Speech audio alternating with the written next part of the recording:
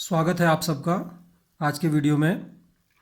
आज हम सीखेंगे अभाज्य गुणनखंड विधि द्वारा दो या दो से अधिक संख्याओं का मौसा अर्थात महत्तम समापवर्तक तथा लसा अर्थात लघुत्तम समापवर्त्य ज्ञात करना। इसके लिए आइए हम एक प्रश्न ले लेते हैं।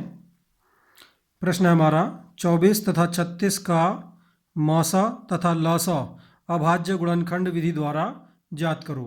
इसके लिए हम सबसे पहले 24 और 36 के अभाज्य गुणनखंड ज्ञात करेंगे।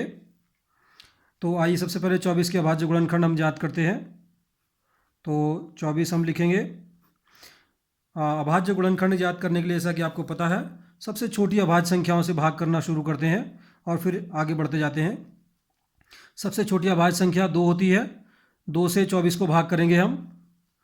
2 एकम 2, 2 दूनी 4, फिर 2 से 12 में भाग जाएगा, 2 छक्का 12, फिर 2 से भाग करेंगे, 2 तिया 6।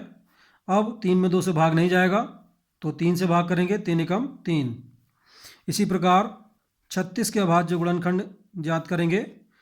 फिर 36 को हम सबसे छोटी अभाज्य संख्या 2 है। अब हम देखें कि 2 से 36 में भाग जाएगा, अवश्य जाएगा क्योंकि इसके इकाई के स्थान पर भी 6 आ रहा है। वे सभी संख्याएं 2 से पूरी विभाजित हो जाती हैं जिनके इकाई के स्थान पर 0, 2, 4, 6 या 8 आता है। अतः इसको 2 से भाग करते हैं हम। 2 से 3 में भाग किया, 2 एकम 2, बचा शेष 1, 6 उतारा 16 हो गया, 2 अट्ठे 16। फिर 2 से भाग करेंगे, 2 नमा 18। अब 9 2 से भाग नहीं जाएगा, 3 से भाग करेंगे, 3 तिया 9। फिर इसको 3 से भाग करेंगे, 3 एकम 3। तो ये हमारे अभाज्य गुणनखंड हो गए। इनको हम लिख लेते हैं। 24 के अभाज्य गुणनखंडों को लिख लेंगे हम। इसमें हम इस बात का ध्यान रखते हैं यद्यपि एक अभाज्य संख्या नहीं है परंतु फिर भी इसके गुणनखंडों को लिखते समय हम एक भी शामिल करेंगे क्योंकि कभी कभी कोई उभयनिष्ठ गुणनखंड नहीं होता है तो एक उभयनिष्ठ गुणनखंड आता है। तो इस प्रकार हम एक को भी लिखेंगे। तो सबसे पहले एक लिख लेते हैं। 1 गुणा 2 गुणा 2 गुणा 2 गुणा 3। अब इसी प्रकार से हम 36 के गुणनखंड लिखेंगे। इसमें भी एक को शामिल करेंगे। तो अब 36 के गुणनखंड लिखते समय हम इस बात का ध्यान रखेंगे कि जो समान गुणनखंड होंगे वो एक दूसरे की सीध में ऊपर नीचे उतारेंगे और जो समान नहीं होंगे उनको हम अलग उतारेंगे।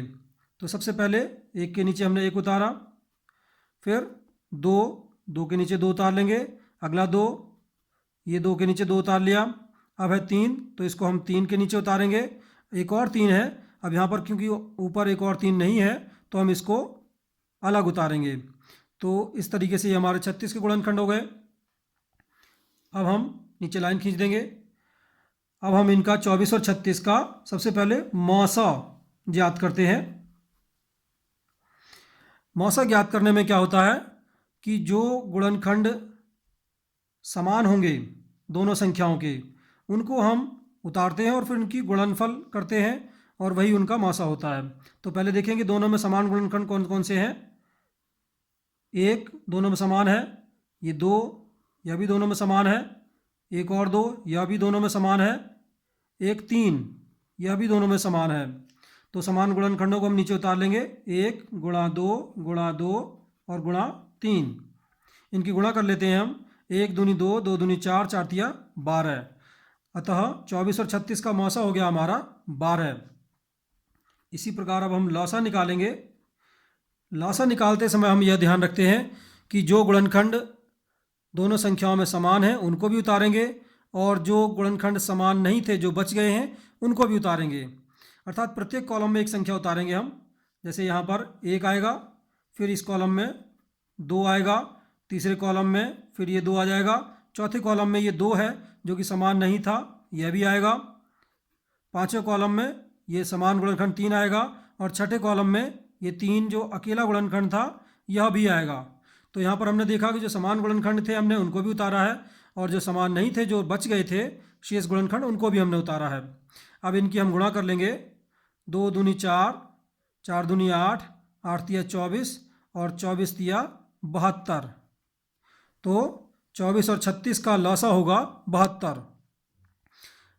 जैसे कि 24 और 36 का मौसा 12 है। मौसा का मतलब वह सबसे बड़ी संख्या जो 24 और 36 को पूरा पूरा विभाजित कर देगी। तो यहाँ पर हम देखते हैं 12 से 24 को भाग करके 12 दूनी 24 और 12 तिया 36 दोनों में भाग चला जाता है। इसी प्रकार लौसा वह सबसे छोटी संख्या है जो 24 और 36 से पूरा पूरा विभाजित हो जाएगी। तो यहाँ पर हम देखते हैं 24 से 72 विभाजित करते हैं 3 बार, 24 तिया 72 और 36 दूनी 72 होता है। तो इस प्रकार 24 और 36 का मौसा 12 और लौसा 72 होगा। इसी प्रकार अन्य संख्याओं के लौसा और मौसा हम ज्ञात कर सकते हैं इस विधि द्वारा। इसमें 2 से अधिक संख्याओं के लौसा और मौसा भी ज्ञात कर सकते हैं, यही विधि होगी। धन्यवाद।